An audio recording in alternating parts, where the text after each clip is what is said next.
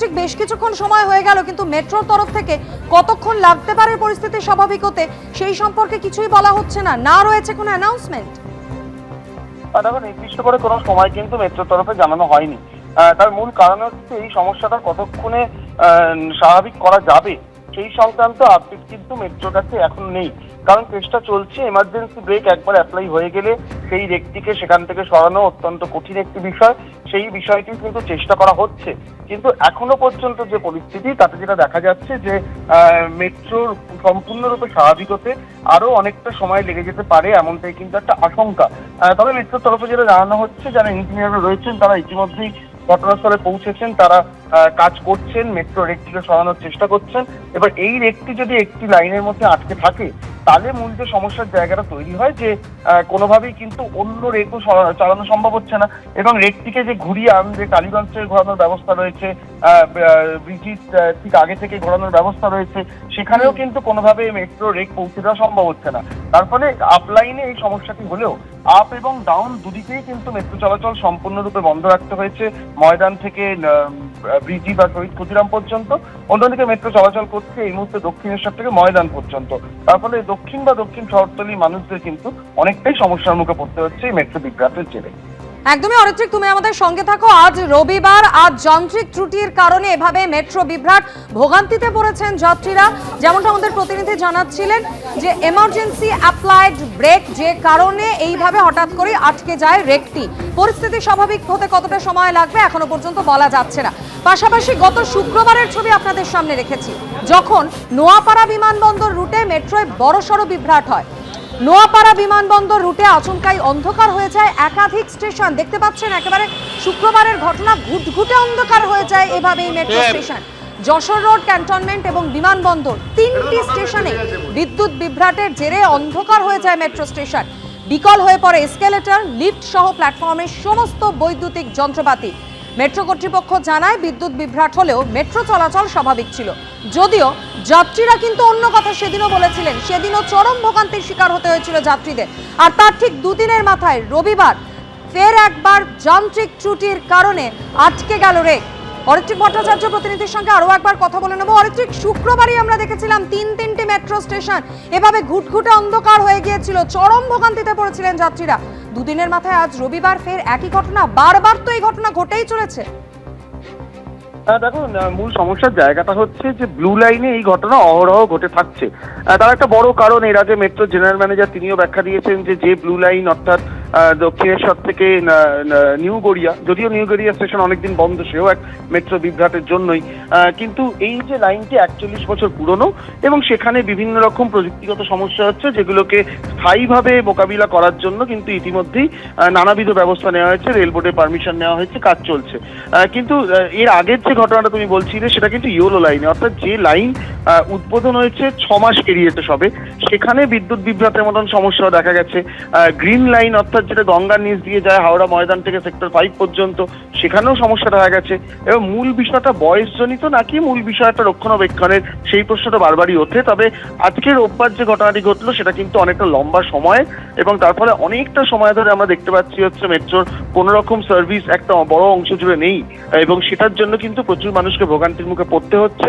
এবং তার চেয়ে বড় কথা হচ্ছে যে মেট্রো স্টেশনে যে ঘোষণা হচ্ছে বা যেটুকু জানানো হচ্ছে তাতে কিন্তু এখনো পর্যন্ত স্পষ্ট ইঙ্গিত পাওয়া যাচ্ছে না। একদমই অরিত্রিক, তুমি আমাদের সঙ্গে থাকো। যে ছবি আমরা দেখতে পাচ্ছি, টালিগঞ্জ মেট্রো স্টেশন একেবারে রেল লাইন ধরে মানুষ হাঁটতে শুরু করেছে দীর্ঘক্ষণ অপেক্ষার পর এইভাবে।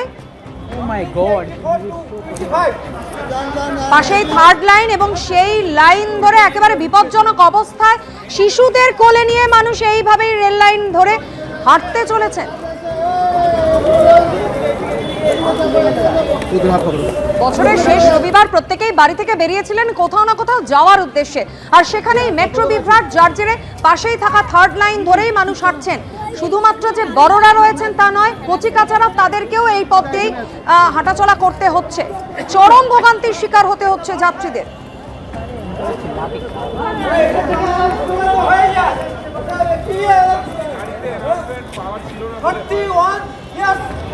Oh my God.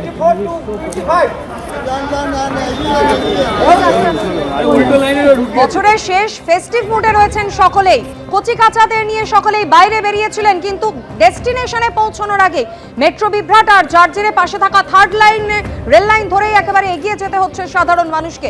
চূড়ান্ত ভোগান্তির শিকার হচ্ছেন যাত্রীরা, যদিও মেট্রো রেলের তরফ থেকে কিন্তু এখনো পর্যন্ত বলা হয়নি যে পরিস্থিতি স্বাভাবিক হতে কতটা সময় লাগতে পারে। ঝিলম, এই মুহূর্তে তুমি কি ছবি দেখতে পাচ্ছ? একদমই, যাত্রী যারা এসছেন তারা যথেষ্ট হয়রান হচ্ছেন, কারণ কোনো ঘোষণা নেই। আমাদের সঙ্গে একজন রয়েছেন, তার সঙ্গে কথা বলবো। আপনি কতক্ষণ এসছেন, কোথা থেকে এসছেন? আমি এই টালিগঞ্জে থাকি, আমি প্রায় 1 ঘন্টা ধরে দাঁড়িয়ে আছি। একটা মেট্রো রেল টালিগঞ্জের মতো এরকম একটা মেট্রো স্টেশন, সেই 20 বছর 25 বছর আগে যে অ্যানাউন্সমেন্ট, যে মাইকের ব্যবস্থা, সেই ব্যবস্থাই করে রেখেছে। একটা কি বলছে কিছু বোঝাই যাচ্ছে না।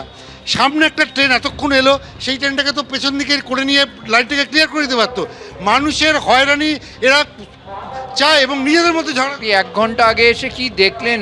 1 ঘন্টাকে দেখলাম যে ট্রেনটা, আমি 11 ট্রেন ধরবো, ট্রেনটা জাস্ট কয়েক সেকেন্ড আগে এসে দাঁড়িয়ে গেল। দেখা যাচ্ছে ট্রেনটা, সেই ট্রেনটা বোঝা যাচ্ছে না যে সেই ট্রেনটা চলবে কি চলবে না।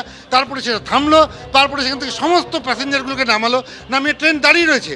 ট্রেনটাকে সামনের দিকে যে ড্রাইভার, তাকে এগিয়ে দিলে তো ট্রেনটা লাইনটা ক্লিয়ার হয়ে যেত এবং ওখান থেকে অন্য ট্রেন ঢুকিয়ে দিয়ে প্যাসেঞ্জারগুলোকে ক্লিয়ার করতে পারতো। এখন কি বলছে না, ময়দান চলে যান। ময়দান যেন হচ্ছে পাশের ট্রেনটা, পাশের স্টেশনটা হচ্ছে ময়দান। মানে মেট্রো রেলের এই ধরনের হয়রানি হচ্ছে প্রতিদিনের, এটা প্রত্যেক দিনের ঘটনা। আমরা মানুষ, আমরা কি মানে পাপ করি যে এই মেট্রো রেলে আমরা এসে প্রতিদিনের ঘটনা। এটা বলছে নাকি ব্যাটারি জিরো হয়ে গেছে, তো ব্যাটারি জিরো হবে কেন? মেনটেনেন্স নেই। বলছে নাকি মানে যা ভেতরে ঘটনা শোনা যাচ্ছে, মেনটেনেন্স স্টাফ নেই। তো মেনটেনেন্স আপনারা যাবেন কোথায়? আমরা দক্ষিণেশ্বর। ঘোষণা কিছু হয়নি, কতক্ষণ দাঁড়িয়ে আছে? অনেকক্ষণ, আমরা ঘন্টাখানেক ধরে। আমরাই তো ট্রেনে ভুক্তভোগী। আমাদের হঠাৎ করে উত্তরগড়ে আগে একটা জার্কিং হয়, সবসময় একটু টুকটাক জার্কিং হয়, তারপরে আস্তে আস্তে লাইন বোধহয় ক্লিয়ার। কোন স্টেশনে উঠেছে? আমি গীতাঞ্জলি। তারপরে উত্তরগড়ে আসার জাজটাকে একটা বিশাল জার্কিং হলো। আমরা বললাম কী ব্যাপার? তারপরে ফট করে ট্রেনটা থেমে গেল। তারপর কেউ বললো পাওয়ার কাট অফ হয়ে। তারপরে এদিক ওদিক ফোন করে জানতে পারলাম যে ব্যাটারি নাকি জিরো হয়ে গেছে। এটা নামলেন কি করে ট্রেন থেকে? তারপরে তো ওই ইয়েতে একটা সিঁড়ি দিল কোনা দিয়ে, হঠাৎ করে তো দম বন্ধ হয়ে যাওয়ার উপায়। ভাগ্য ভালো যে আমরা ইয়েতে সুরঙ্গে থাকিনি, যদি আন্ডারগ্রাউন্ডে থাকলে তো সাংঘাতিক অবস্থা। তারপরে ইমার্জেন্সি কিছু গেট খোলা হলো, আমরাই সবাই মিলে বিষয়ে গাড়ির চাবি টাবি দিয়ে এসব দিয়ে ইমার্জেন্সি গেট খোলা হলো। তারপরে আস্তে আস্তে অ্যানাউন্সও কিছু করছে, সবাই বলছে সামনের গেট দিয়ে বেরিয়ে যায়, সামনের গেট বেরিয়ে যায় না। তারপরে হেঁটে হেঁটে এলাম, মানে জাস্ট স্টেশনের একটু আগেই ট্রেনটা খারাপ হয়েছে। তারপরেই আপনার তখন ওইখান থেকে নেমেই আমরা হেঁটে হেঁটে এখান থেকে এলাম। তারপরে কোনো অ্যানাউন্সমেন্ট নেই। ঠিক ওই রেকটা কি সরিয়েছে এখন? যাই না, বলতে পারবো না, কারণ আমরা তো আর ভেতরে যেতে দিচ্ছে না। কিন্তু খুবই ভোগান্তি। একটা ছুটির দিন, আপনারা যখন ছিলেন ট্রেনে কিরকম ভিড়? প্রচণ্ড ভিড় ছিল, মানে অফিস টাইমে যেরকম ভিড় হয় সেরকম ভিড় ছিল। মানে এটা ফার্স্ট টাইম, মানে এরকম কেস আমি ভাবছি যদি এটা আন্ডারগ্রাউন্ডে হতো তাহলে কতটা মানে ডিফিকাল্ট সিচুয়েশনটা। সব সাফোকেশন হয়ে গেছিলো, পুরো বন্ধ হয়ে গেছিলো, আর হঠাৎ করে দরজাগুলো খোলা হলো। ওটাই ভাবছি যে কতটা মানে বিপদ হতে পারতো। হঠাৎ বলছে মেট্রো, হঠাৎ করে কি দৃশ্যটা কি ছিল, আপনি একটু ঘটনাটা যদি খুলে বলেন। ব্যাপারটা হচ্ছে এরকম মহানগরতঙ্গ মানে আসলে হঠাৎ করে মানে মেট্রো একটা জার্কিং দিয়ে বন্ধ হয়েছে, এটা রেগুলার, ওটা দেখেছি। কিন্তু এখানে প্রায় 40 মিনিট ধরে বন্ধ। তারপরে জানা গেলো যে মেট্রোর ব্যাটারি মানে পুরো জিরো হয়ে গেছে, চার্জ শেষ। তারপরে অনেক কষ্ট সব ইমার্জেন্সি ডোরগুলোকে খোলা হলো, আর আস্তে আস্তে তারপর প্রচুর ভিড় ছিল, অনেক আস্তে আস্তে তারপর লোকজনকে ওই সামনের গেটটা দিয়ে নামানো হচ্ছিল। তো ওটাই ভাবছিলাম যদি আপনারা নামলেন কি? আমরা ওইভাবেই নামলাম আর কি। একটু একটু দূরে ছিল, একটু মানে লাফিয়ে নামতে হয়েছে, কারণ কারেন্ট ছিল বললো ওরা কারেন্ট পরে অফ করে দিয়েছে, ওইভাবেই নামতে হয়েছে। নেবে তারপরে ওই দিক দিয়ে হেঁটে আমরা এই দিকটা আসলাম। কোন সাইড দিয়ে হেঁটে দেখান? এই দিকটা, ওই দিক দিয়ে গিয়ে এই দিকটা আসতে হয়েছে, মানে এখান দিয়ে। যে ট্রেন, যে রেকটা আছে ওখানে দেখা যাচ্ছে, ওই রেকের ওই দিকেই? না, রেকের উল্টো দিকটায়। কতক্ষণ হাঁটতে হলো? ওই 3-4 মিনিট মতন, কারণ একটু কাছেই ছিল মানে। তো ভেতরে যখন অন্ধকার হলো তখন কি রকম, কতজন ছিল, কে পরিস্থিতি কি বলছে? মানে প্রথম আমরা ঠিক ভেবেছিলাম হয়তো মানে সাময়িক একটা ফল্ট হয়েছে, বাট যখন অনেকক্ষণ হয়ে গেলো তখন সবাই প্রায় ভয় পেয়েছে, কারণ দরজাগুলো খোলা ছিল না। তারপর অনেক কষ্টে ম্যানুয়াল ট্যানুয়াল দেখে ইমার্জেন্সি ডোরগুলো খোলা হলো। কারা খুললো? আপনারাই? আরও আমাদের কাছে অনেক লোক। যাত্রীরাই খুলেছে? হ্যাঁ, যাত্রীরাই খুলেছে। গাড়ির চাবি টাবি দিয়ে কিছু ঘুরিয়ে টুরিয়ে কিছু করে। কারা খুলেছে? যাত্রীর তো মধ্যে কেউ খুলেছে।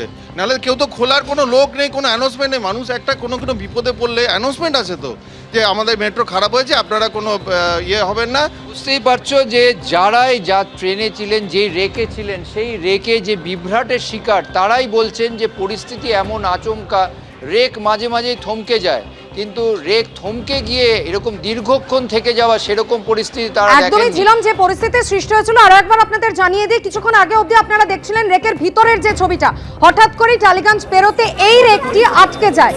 এবিপি আনন্দ, এগিয়ে থাকে, এগিয়ে রাখে।